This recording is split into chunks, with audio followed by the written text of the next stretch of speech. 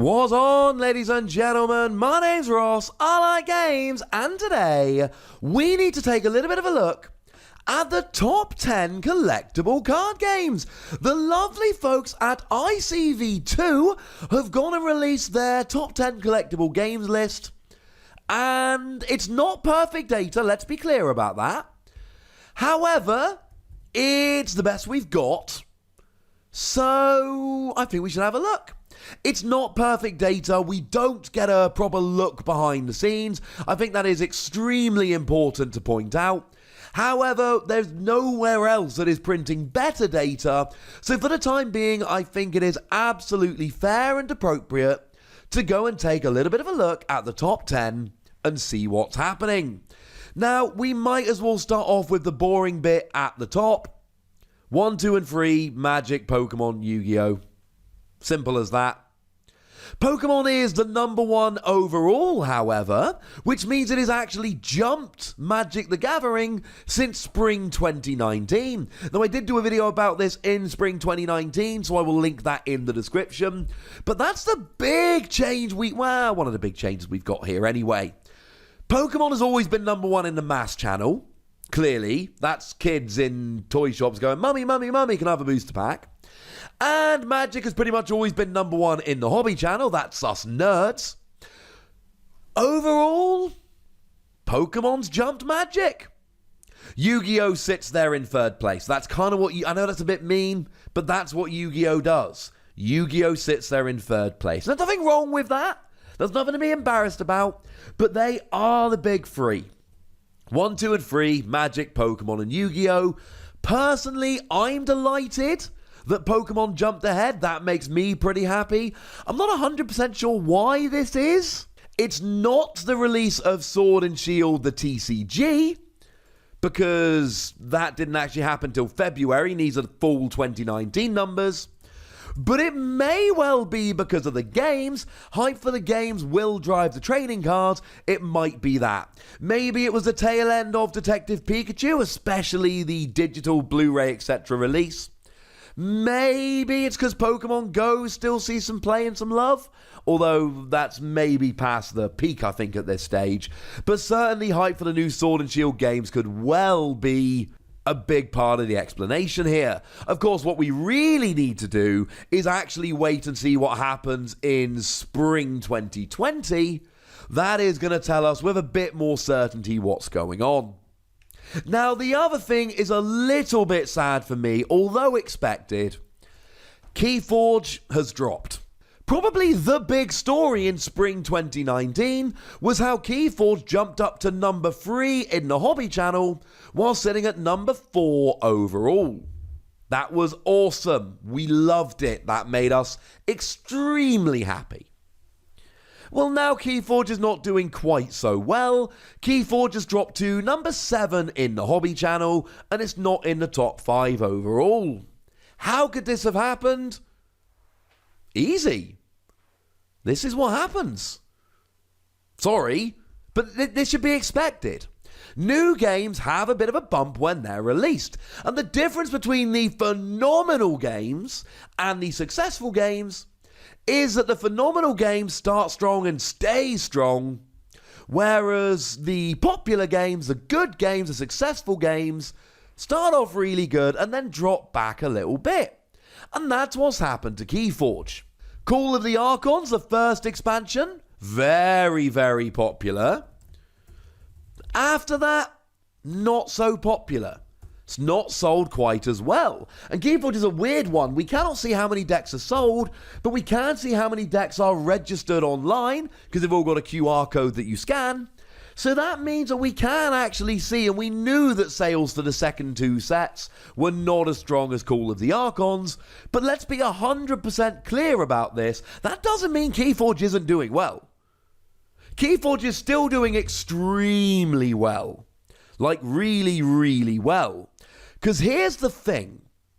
If we take a look at similar games, it's still above Dragon Ball Super, and it's still above Transformers TCG. In fact, one of the big rises we've seen is Cardfight Vanguard. Now, I'll be perfectly honest with you, ladies and gentlemen, I don't know much about Vanguard. And I cannot give you much of an explanation as to why it's jumping, but I can tell you it is jumping. You see, Vanguard came in spring 2019, below Keyforge, below Dragon Ball Super, below Transformers, and has jumped all three of those games in the most recent list. This is another one of those where we've got two to compare, right? Maybe this will carry on for the next list and the next list, and if it does, brilliant.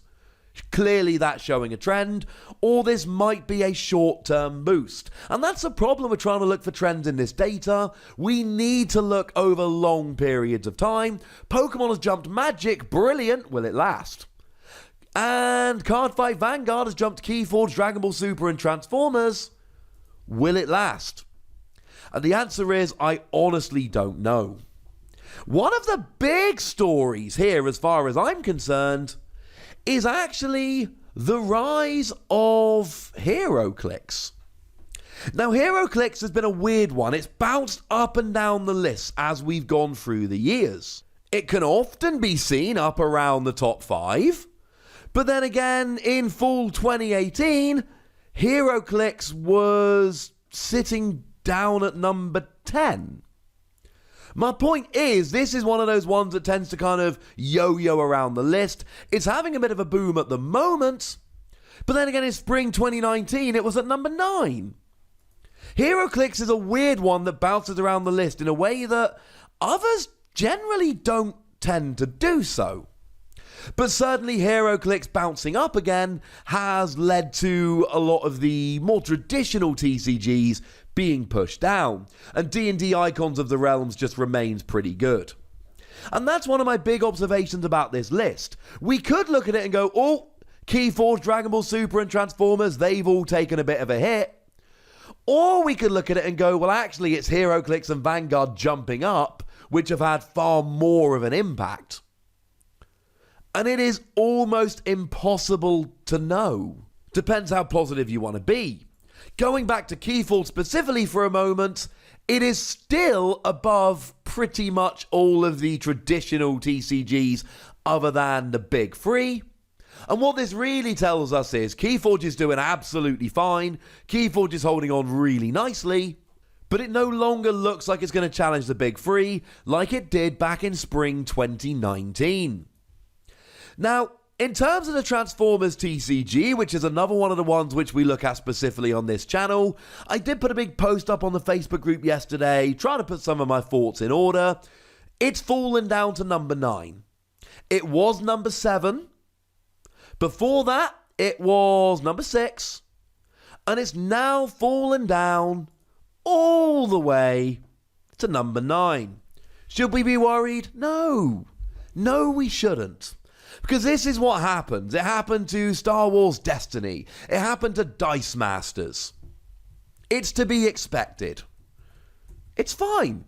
This happens. Especially with new licensed games, they tend to have a bit of a jump at the beginning when there's lots of marketing behind them and lots of casual people go, oh, I remember Transformers / Star Wars / whatever, let's give it a go.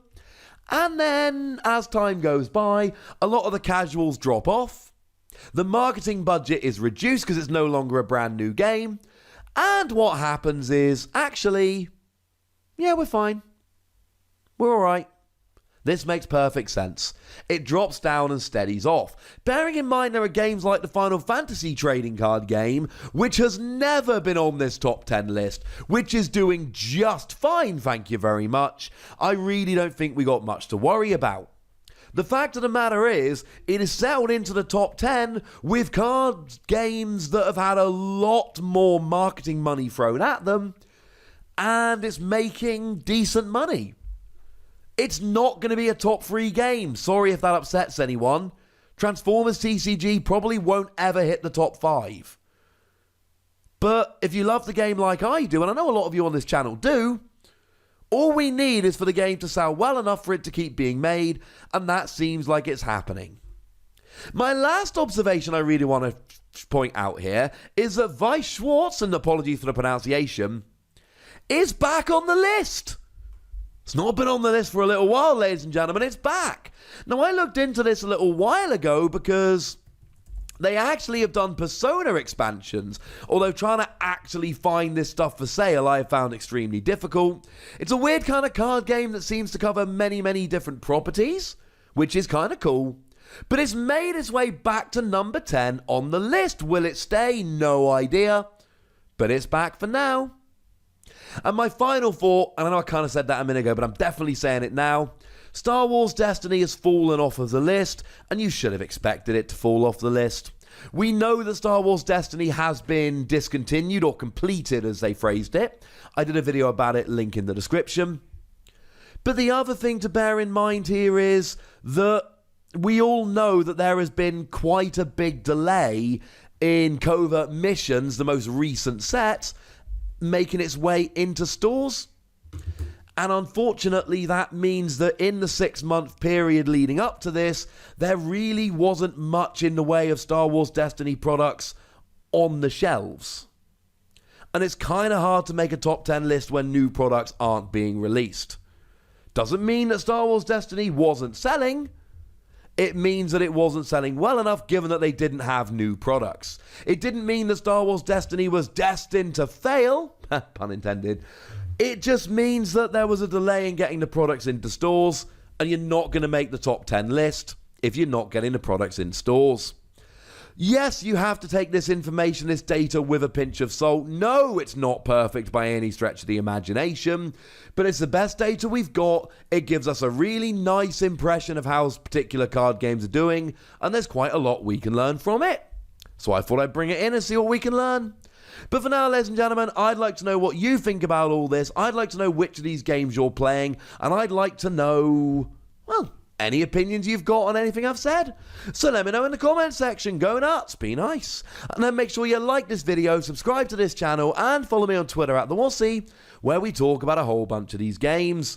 And do please consider checking out patreon.com/PTCGradio, where you can support the channel, get weekly bonus pods, etc. But by far the most important thing, as always, look after yourselves till next time, would ya? Thank you very much for watching. My name's Ross, and you've been watching Wossy Plays.